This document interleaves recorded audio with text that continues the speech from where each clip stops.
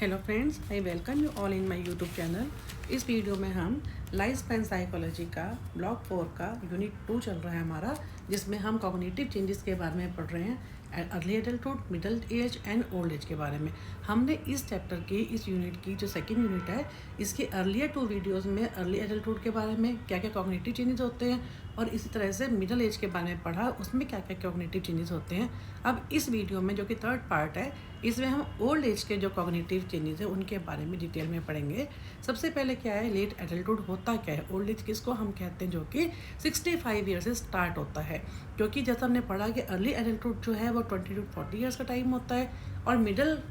As जिसको हम बोलते हैं मिडिल एडल्टहुड या मिड एज, वो कि 40 to 60 to 65 ईयर्स का टाइम होता है। अब ओल्ड एज जिसको हम लेट एडल्टहुड बोलते हैं वो 65 ईयर से स्टार्ट होता है। Erik Erikson suggest that this time is important to find meaning and satisfaction in life. इसमें क्या होता है, इस स्टेज में आके क्योंकि ओल्ड एज शुरू हो जाती है, इसमें हर इंडिविजुअल जो है उसने अपनी लाइफ में का मीनिंग क्या था, वो उसे कितना वो सेटिस्फाइड है, उसके बारे में वो जो है ऑब्जर्व इंट्रोस्पेक्ट करना शुरू कर देते हैं। That is to resolve the conflict of integrity versus despair. इसका क्या मतलब है कि जब वो हर इंसान अपनी ओल्ड एज में आके, क्योंकि वो अपने लाइफ के सारे स्टेजेस वो क्रॉस कर चुका होता है, लाइफ की ये लास्ट स्टेज होती है जो कि हमारी टिल डेथ तक चलती है। तो इसमें क्या होता है, अगर इफ़ गोल्स आर अचीव्ड, तब क्या होता है, जो इंडिविजुअल है वो एडल्ट जो है उसको इंटीग्रिटी की फीलिंग होती है कि हाँ, जो उसने जो गोल्स बनाए थे वो सब उसने अचीव कर लिए, यानी he is fully satisfaction with his life.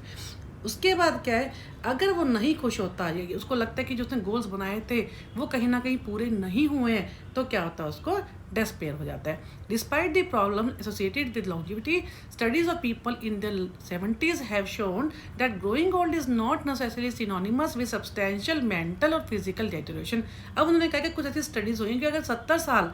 का जो है, जो लोग 70 ईयर्स में है, तो इसका मतलब ये नहीं कि वो ओल्ड एज में आ रहे हैं या बूढ़े हो रहे हैं वो, क्योंकि ये इस पर कई लोगों को मेंटल और फिजिकल डिटेरियोरेशन भी नहीं हुई है जब वो 70 ईयर्स में पहुंच गए हैं, due to their lifestyle, कि उन्होंने अपने आप को कितना अच्छे से मेंटेन किया है। Many older people are happy and engage in a variety of activities. कई जो लोग होते हैं जो ओल्ड एज में होते हैं वो अपने आप को डिफरेंट एक्टिविटीज़ में इन्वॉल्व रखते हैं। एंड देन उन्होंने क्या कहा कि जीरेनोटोलॉजी, ये क्या होता है, इसके अंदर हम जो है एजिंग के बारे में psychology, biology, sociology and other field जो कि ओल्ड एज के बारे में, एजिंग के बारे में, एजिंग पॉपुलेशन के बारे में स्टडी करती है, उसके बारे में कहा है। Late adulthood is a period in an individual's life beginning at ages 60 or 70 and ending at death, जो कि 60-70 से स्टार्ट होती है और टिल डेथ चलती है। And this life period like any other is one of the continuing change and adjustment both in physical and psychological. इन सब में उसके अंदर क्या होता है, कंटिन्यूसली चेंज आता है। अब इन्होंने जो कुछ थ्योरीज दी हैं एजिंग से रिलेटेड, जिसको बोलते हैं डिसएंगेजमेंट थ्योरी। ये सब थ्योरी जो है कई बार 3 नंबर में भी एग्जाम में आ जाती है। जैसे डिसएंगेजमेंट थ्योरी क्या होती है, जिसमें क्या होता है, disengagement theory states that as people age, their withdrawal from society is normal and desirable as it relieves them of responsibilities and roles and that have become difficult। इसमें क्या होता है, जब लोग जो है ओल्ड एज में आते हैं तो डेलिबरेटली क्या करते हैं, अपने आप को सब रेस्पॉन्सिबिलिटी, क्योंकि सब रेस्पॉन्सिबिलिटी पूरी हो चुकी होती है, बच्चे होते हैं, उनकी शादी भी हो चुकी होती है, तो उन्होंने कहा है कि अपने आप को डेलिबरेटली जो है उन ड्यूटीज़ से, रेस्पॉन्सिबिलिटी से डिटैच कर लेते हैं, और जो अपनी जो रेस्पॉन्सिबिलिटी है वो दूसरों को हैंड ओवर, जैसे किसी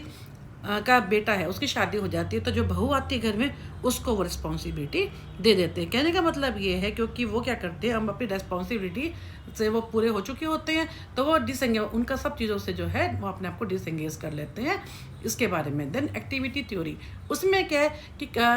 that activity necessary to maintain a life of quality, that is one most must use it or lose it. या कई लोग अपने आप को बहुत ज़्यादा किसी न किसी एक्टिविटी के अंदर इन्वॉल्व कर लेते हैं। जैसे कोई लेडी है वो रिलीजियस हो जाती है, या कोई लोग बहुत क्रिएटिविटी में, या कई लोग अपना ग्रुप बना लेते हैं जो उनका एक टाइम टेबल रहता है कि सुबह वो पार्क जाते हैं, योगा करते हैं, कुछ भी किसी भी एक्टिविटी में वो अपने आप को कुछ लोग इन्वॉल्व कर लेते हैं। तो उससे क्या होता होता है क्योंकि क्वालिटी ऑफ लाइफ अच्छी हो जाती है। यूज इट का मतलब कि या तो अपने उस अपॉर्चुनिटी को अपने आप को किसी एक्टिविटी में इन्वॉल्व करते हैं, और लूज इट, या वो रिटायरमेंट एज को, ओल्ड एज को लूज उस ढंग से लेते हैं कि वो कुछ उस टाइप से अपने आप को किसी एक्टिविटी में इन्वॉल्व नहीं करते। तो उसमें मेनली क्या है कि फिजिकली, मेंटली, सोशली हर ढंग से इंसान को अपने आप को, एक्टिविटी थ्योरी क्या कहती है कि जो लोग अपने आप को ज़्यादा अच्छे से एक्टिवली इन्वॉल्व कर रखते हैं उनकी फिजिकल, मेंटल, सोशल डेवलपमेंट ज़्यादा अच्छे से होती है, अदर देन जो लोग अपने आप को आइसोलेट कर देते हैं उससे। देन एजिज्म, फिर उन्होंने एजिज्म के बारे में क्या कहा है कि may be defined as a prejudice or discrimination that occurs on the basis of age, although it can be used against people of all ages. Older people are most frequently its target and it may ऑफर result forced retirement. क्या होता है, कई बार जो as बढ़ती है तो हम देखते हैं जैसे ज़्यादातर प्राइवेट सेक्टर में होता है, क्योंकि जो गवर्नमेंट सेक्टर है उसमें फिर भी कहीं ना कहीं जॉब सिक्योरिटी रहती है, लेकिन इसमें क्या कहा है कि जब जैसे कुछ जगह पे ऐसा होता है जब किसी की एज बढ़ती जाती है देन पीपल आर फोर्स्ड, उनको ज़बरदस्ती रिटायरमेंट लेने के लिए कहा जाता है। तो उसमें क्या होता है, क्योंकि stereotyping of the elderly is also an aspect of age में क्या होता है, हमारे सोसाइटी में स्टीरियोटाइप का मतलब क्या है, एक जैसे जिसको बोलते हैं कि मानते हैं ऐसा कि अब ये ओल्ड हो रहा है तो इसको अब जो है घर बैठना चाहिए। Then come to cognitive changes. अब मेन हम जो करेंगे कॉग्निटिव चेंजेस में क्या होता है, जिसमें उनके मेंटल प्रोसेसेस जो है, ये इंफॉर्मेशन प्रोसेसिंग है, वो कैसे अफेक्ट होती है, कैसे उनका जो ब्रेन है, उनकी कॉग्निशन जो है उस पर क्या इम्पैक्ट आता है। इसमें सबसे पहले क्या है, इसमें क्या है कहा है कि selective optimisation with compensation is one means of making best use of their cognitive skill. इसमें क्योंकि जैसे एज बढ़ती है तो क्या होती है, हमारी जो कॉग्निशन है वो वीक होती जाती है, जो हमारी मेंटल स्किल्स हैं, मेमोरी है, वो वीक होती जाती है। तो उसमें क्या है, सेलेक्टिव ऑप्टिमाइज, इसका क्या मतलब है कि इसलिए हम अपनी एबिलिटीज़ को देखें कि हम कहाँ पे अच्छे हैं और उस चीज़ में अपना फोकस करके हम अपने आप को उस चीज़ में आगे लगाएं। वो होता है विद कंपनसेशन का मतलब क्या है, जो ओल्ड एज का जो लॉस है, ओल्ड एज जब हमारे को लॉस होता है उसको कंपनसेट करने के लिए हम अपने आप को, अपनी एबिलिटीज़ को देख के अपने आप को अच्छे उसमें लगाना, ताकि जो है हमारी जो एजिंग है वो डिले हो जाए, या हम जो उससे होने वाली जो प्रॉब्लम्स होती हैं उससे बच पाए। इसको हम बोलते हैं selective optimisation with compensation is one means of making best use of their cognitive skills. They narrow their goals, select personally valued activities so as to optimize और maximize return from their energy। यानी वो जैसे मैंने भी आपको बताया कि अपनी एबिलिटीज़ से, अपनी एनर्जी से, अपनी स्किल्स को देखकर अपने आप को कहीं ना कहीं इन्वॉल्व कर ले, ताकि जो उनकी एजिंग है वो उससे बच जाए, उसको कंपनसेट कर सके। They find means to compensate for losses. Factors related to cognitive change, mentally active people are likely to maintain their cognitive abilities into advanced old age। जो mentally active होते हैं, जब कुछ ना कुछ करते रहते हैं mentally, तो वो क्या होता है, वो अपनी cognitive abilities को थोड़ा सा वो maintain रखते हैं। तो वही है कि जो आदमी जितना एक्टिविटी में इन्वॉल्व रहेगा तो उतना वो एक्टिव रहेगा, उतना वो हेल्थी रहेगा। देन मेमोरी में क्या होता है कि नॉर्मली क्या होता है, एक जनरली जो हम कहते हैं कि जो एज बढ़ती है वैसे वैसे क्या होता है, मेमोरी लॉस होना शुरू हो जाता है। तो उसी के बारे में इन्होंने कहा है कि जो वर्किंग मेमोरी जैसे होती है हमारी, वो बहुत जल्दी क्या होती है, उतनी ज़्यादा उसमें नहीं रहती है हमारे, जितनी जल्दी हम कोई चीज़ मेमोरी है, हम यंग एज में हम किस चीज़ को मेमोराइज कर सकते हैं उतना हम इस एज में नहीं कर पाते। तो इन्होंने क्या कहा है कि इस एज में deliberate versus automatic memory, deliberate जिस चीज़ को हम याद करना चाहते हैं वो कई बार हम याद नहीं कर पाते। ऑटोमेटिक मेमोरी जो होती है, वो जो इम्प्लिसिट मेमोरी है, जो हमारे दिमाग में फीड हो जाती है, जिसको हमें डेलिब्रेटली लर्न करने, सोचने की जरूरत नहीं पड़ती, रिकॉल करने की जरूरत नहीं पड़ती, वो ज़्यादा अच्छी होती है बजाय उसके जो हम डेलिब्रेटली जिस चीज़ को हम रिकॉल करना चाहते हैं उससे। देन एसोसिएटिव का मतलब क्या है कि दो चीज़ों में एसोसिएशन देखना। इसमें क्या होता है, ओल्ड एज में आकर जो है ये जो है इस पर डेफिसिट हो जाता है कि वो कुछ जो प्रॉब्लम क्या होती है, creating and retrieving links between PCs of information, different जो इंफॉर्मेशन होती है उनको वो कंबाइन करने की जो पावर होती है वो कम हो जाती है। Next, remote memory is a very long term recall. It is not any clear that recent recall for seniors even though the myth is that seniors remember the past better than. उसमें remote में दूर की चीज़ें जो होती हैं, जिसको हम अगर सोचें कि भाई उनको रिकलेक्ट करना, उनको बारे में सोचना, उसमें भी उनकी डेफिसिट हो जाता है। ऑटोबायोग्राफिकल मेमोरी ये क्या होती है? अपने बारे में। आप देखेंगे जो ओल्ड एज के जो लोग होते हैं, अगर वो उनसे पूछे जाए उनके बारे में, तो उनको अपने बचपन की, कॉलेज की बातें ज़्यादा अच्छे से याद होती हैं कि हम ऐसा ऐसा हुआ था, हम कॉलेज में था, हम ऐसे करते, जब हम जॉब में थे तो हम ऐसे स्टूडेंट्स के साथ करते थे, या जो भी जिस भी प्रोफेशन में थे वो उसके बारे में बताना शुरू करते, क्योंकि वो मेमोरीज है जो उनके बाय डिफ़ॉल्ट है, ऑटोमेटिक मेमोरीज उनकी इसमें ब्रेन में फीड हो गई है। और जब आप उनसे कहोगे रिकॉल करने के लिए, they are always ready to remembering और रिकॉलिंग देम। तो वही कह रहे कि seniors best recall their adolescent and early adulthood experiences better than later life. Later life जो ओल्ड एज के एक्सपीरियंस है वो क्योंकि बाद के हैं, मेमोरी लॉस होने से लेटर लाइफ के जो एक्सपीरियंस होते हैं वो उतने अच्छे से मेमोराइज नहीं कर पाते जितना अच्छे से वो बचपन के या अपने एडल्टहुड के एक्सपीरियंस को, एडोलेसेंट के एक्सपीरियंस को रिकॉल कर पाते हैं। Next, prospective memory is remembering to do planned activities in the future. There is more forgetfulness and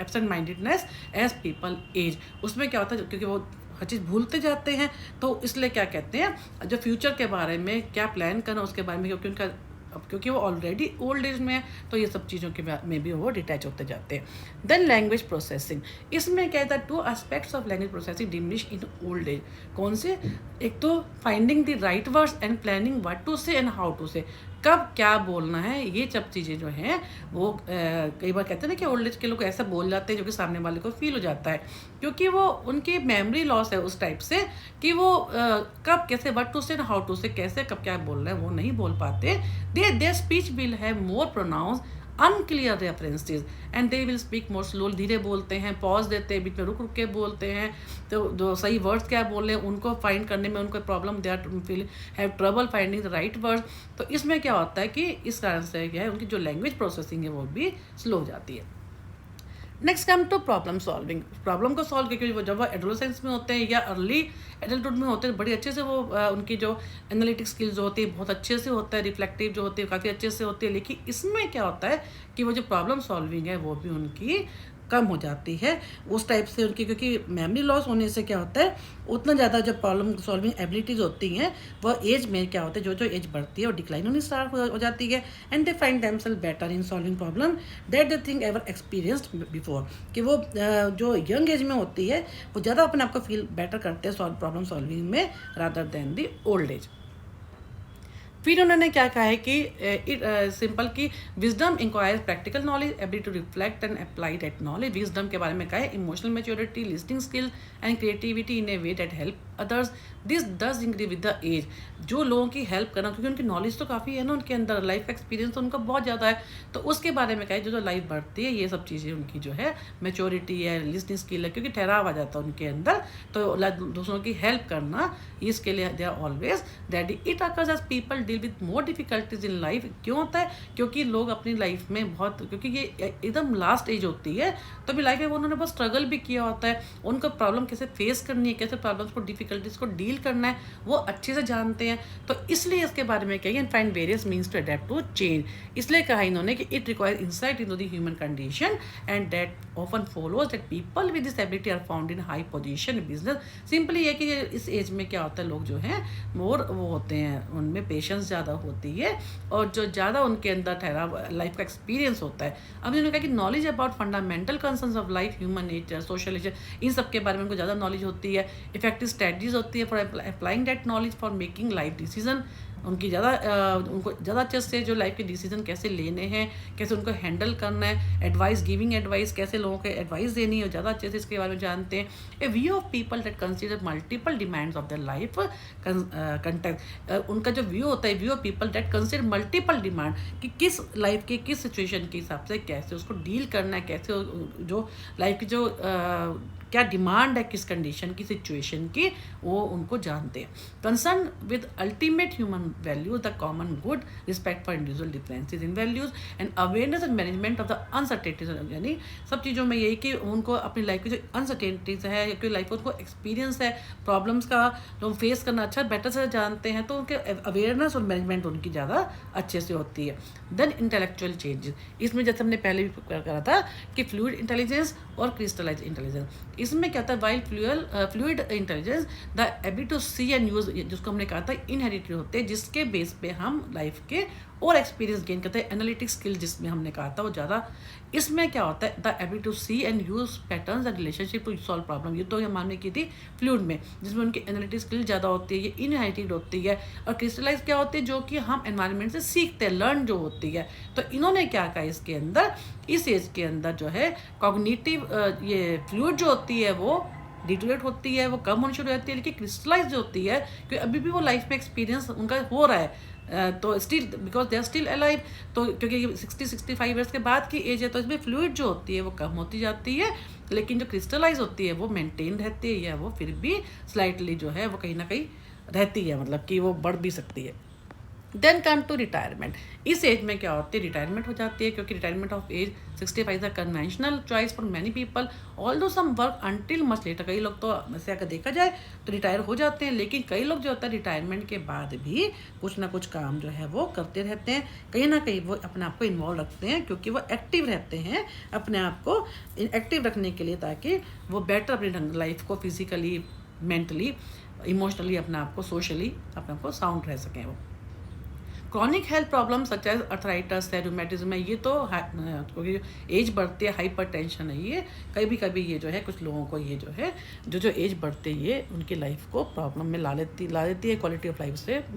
effect होती है। देन विडोहुड, लेडीज़ जो होती हैं, कई बार जो लेडीज़ का जो हम नॉर्मली इंडियन सोसाइटी में क्या देखते हैं, जो लेडीज़ होती हैं वो अपने हस्बैंड जो इन्होंने कहा है कि वो 5 to 7 ईयर जो होते हैं उनके हस्बैंड उनसे बड़े होते हैं एज में, तो कई बार क्या होता है कि विडोहुड का मतलब ये कुछ लेडीज़ जो हैं वो जब विडो हो जाती हैं तो उसमें tend to marry older than, उन्होंने कहा कि हम ऐसा हमारे सोसाइटी में कहा है कि वो live 5 to 7 longer than man, कि वो क्योंकि वैसे भी छोटी होती है अपने जो मेल पार्टनर से, हस्बैंड से, तो कहते हैं कई बार क्या होता है वो जो कहा जाता है, इन्होंने कहा है कि 5 से 7 साल जो है आदमी की जो एज होती है उससे ज़्यादा उनकी लाइफ होती है। One study found 10 times as many widows as widowers, उन्होंने क्या कहा है कि जो found 10 times as many widows as, studies के बारे में कहा है कि जो लेडीज़ होती हैं वो ज़्यादा लंबा रहती हैं देन आदमी से। A widowhood is particular stressful is the death of the spouse occur early, अगर कहते हैं कि अगर आदमी की जो उसका हस्बैंड जो पार्टनर है उसकी अगर डेथ पहले हो जाती है तो वो और ज़्यादा जो है दिक्कत होती है उसमें। तो उसमें क्या होती है, जो लेडीज़ होती हैं अपने फ्रेंड्स का, बाकी जो मेल होंगे जो विडोर होंगे उनकी हेल्प जो है वो सीख करती हैं। Then death and dying, death and dying में क्या है कि हैज़ बीन इसमें इन्होंने कहा है कि डेथ एंड डाइंग का मतलब क्या है, जो उनकी एक्सेप्टेंस लेवल के बारे में है। जब एक ओल्ड एज में सबको पता होता है कि एक कुछ टाइम के बाद उनकी जो है, क्योंकि ये 65 ईयर्स के बाद का टाइम होता है, तो उनका पता है ओल्ड एज में जो है कि हम ये वो एज है जिसमें हम टिल डेथ तक चलती है। तो कई बार क्या होता है सब लोग उस चीज़ को एक्सेप्ट करने को तैयार नहीं होते, जिसमें इन्होंने कहा डिनाइल में क्या होता है मना करना, यानी इनका an attempt to deny the reality and to isolate oneself from the event is frequently the first reaction. क्योंकि ओल्ड एज में कई बार जो होता है, ओल्ड एज में जो इंडिविजुअल्स होते हैं, जो एडल्टहुड लेट एडल्टहुड के जो लोग होते हैं, वो क्या करते हैं कि वो एक्सेप्ट करने को तैयार ही नहीं होते कि हम जो है कल हमारी जो है डेथ हो जाएगी। देन एंगर, गुस्सा आता है, why should I be the one to die, मैं ही क्यों मेरी क्यों डेथ होगी, मतलब कि वो सोचते हैं डेथ के बारे में, तुमको गुस्सा आता है। बारगेनिंग, फिर क्या होता है कि जैसे कई बार आप देखेंगे कि ओल्ड एज के लोग कहते हैं मेरी भगवान से बातें होती है, यानी बारगेनिंग का मतलब क्या है, भगवान को वो प्रे करते हैं कि नहीं, मतलब कि मुझे भी और टाइम चाहिए जीने के लिए, बिकॉज वो जो डेथ है उसको वो एक्सेप्ट नहीं करते। एज द एंड नियर, लेकिन जब उनका एंड नियर आता है तो recognition that death is inevitable, जब ये समझ जाते हैं कि नहीं डेथ तो होनी ही है, इनएविटेबल है, then that separation from family will occur leads, तो फाइनली क्या है जब वो इस चीज़ को एक्सेप्ट कर लेते हैं, उनको ये लगना शुरू हो जाता है कि नहीं डेथ तो होनी है, जिससे उनको थोड़ा थोड़ा डिप्रेशन भी हो जाता है। एक्सेप्टेंस में क्या हो जाता है, वो अगर उनको ये मालूम है कि person finds peace with the inevitable, वो इस चीज़ को एक्सेप्ट कर लेते हैं कि नहीं डेथ तो होनी ही है, तो उस चीज़ के वो ना करते करते वो चीज़ को एक्सेप्ट कर लेते हैं। डेथ के बारे में कहा है इन्होंने कि मेनली इन्होंने ये स्टेजेस कही, डिनाइल, एंगर, बार्गेनिंग और उसके बाद डिप्रेशन, देन एक्सेप्टेंस। फिर क्या है कॉग्निटिव इंटरवेंशन। इन्होंने क्या है कि कॉग्निटिव इंटरवेंशन क्या है कि इन्होंने सिंपल ये कहा है कि किस तरीके से क्या काम करके मतलब कुछ तरीके होते हैं जिससे हम वो अपने आप को लाइफ लॉन्ग वो अपने आप को बिजी रख सकते हैं, लर्निंग प्रोसेस में अपने आप को इन्वॉल्व कर सकते हैं। जिसमें क्या होता है, इन्होंने कंसेप्ट कहा है types of programs include elder hostel which encouraging older adults to live on college campuses and take courses from experts as well as travel the world. Many universities offer classes at low और no cost for seniors. कहने का मतलब है कि Elder hostel में क्या होता है, जब ओल्ड एज होम होते हैं या कोई एल्डर, कहने का मतलब इन्होंने एक कंसेप्ट बताया एल्डर हॉस्टल का, जहाँ पे ओल्ड पीपल जो होते हैं वो they can stay and they get exchange and stimulation there monotone. कहने का मतलब कि वो अपने आपस के वहाँ पे उनके लेक्चर्स भी होते हैं, इवन उन्होंने कहा कुछ जो है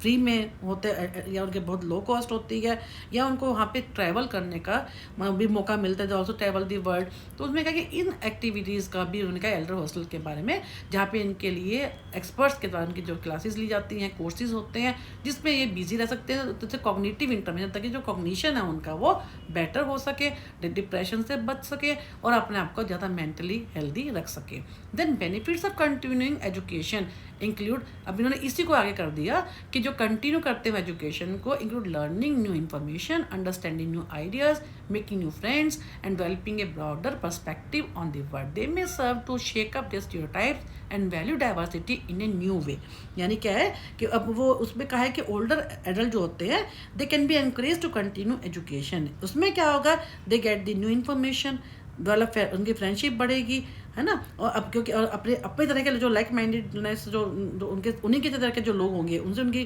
friendship, they will develop the friendship with like minded people. Sometimes they get shock, क्योंकि वो उनका जो थिंकिंग स्टाइल है वो स्टीरियोटाइप भी होता है, डाइवर्सिटी है उनकी, उनमें अलग है, कोई अलग, कोई कहीं से है तो कोई कहीं से है। तो मेनली उन्होंने कहने का मतलब क्या है कि कॉग्निटिव इंटरवेंशन क्या है कि लाइफ लॉन्ग लर्निंग, उन्होंने कहा है कि एल्डर हॉस्टल ज्वाइन कर सकते हैं, या जिसको ये तरीका है जिसके अंदर एजुकेशन जो है अलग अलग तरीके से हम लोगों ने कहा है कैसे कैसे उस चीज़ को उनको आगे पढ़ने का, अपने साथ के फ्रेंड्स बनाने का, घूमने का, और उनको इस टाइप से मतलब कि वो अपने आप को इन्वॉल्व रखेंगे। तो यहाँ ये यूनिट फिनिश होता है। नेक्स्ट वीडियो में हम 4th ब्लॉक का ही 3rd यूनिट स्टार्ट करेंगे, उसका पार्ट 1 करेंगे। Thanks for watching my YouTube channel. और मैं आपको फिर से रिक्वेस्ट करूँगी कि आप लोगों ने जिन्होंने मेरा चैनल लाइक, सब्सक्राइब और शेयर नहीं किया, मैक्सिमम करें, और उसमें आइकन जो बेल आइकन है उसको ज़रूर प्रेस कर दें, ताकि जैसे ही मैं न्यू वीडियो डालती हूँ आपके पास नोटिफिकेशन आ जाए। और इसके अलावा मैं आगे जो हम आगे बढ़ते जाएंगे, मैं आपको प्रैक्टिकल कैसे लिखते हैं उसके बारे में बताऊंगी, इंटर्नशिप कैसे होती है उसके बारे में बताऊंगी, प्रोजेक्ट कैसे लिखा जाता है। इसके अलावा मैं काउंसलिंग की क्लासेस भी लूँगी। तो इसलिए मैं आपको रिक्वेस्ट कर रही हूँ कि आप जितना हो सके मेरे चैनल को सब्सक्राइब करें और बेल आइकन को प्रेस करें। और जो है मैं आपको इसमें इसी वीडियो में डिस्क्रिप्शन बॉक्स में भी डाल दूँगी कि अब अर्लियर जो वीडियोस उन सबके लिंक्स मैंने प्लेलिस्ट में भी अलग अलग मॉड्यूल के अलग अलग लिंक्स दिए हैं, ताकि आपको जो देखना है एग्ज़ाम के टाइम में आप उसको देख सकें। तो थैंक यू।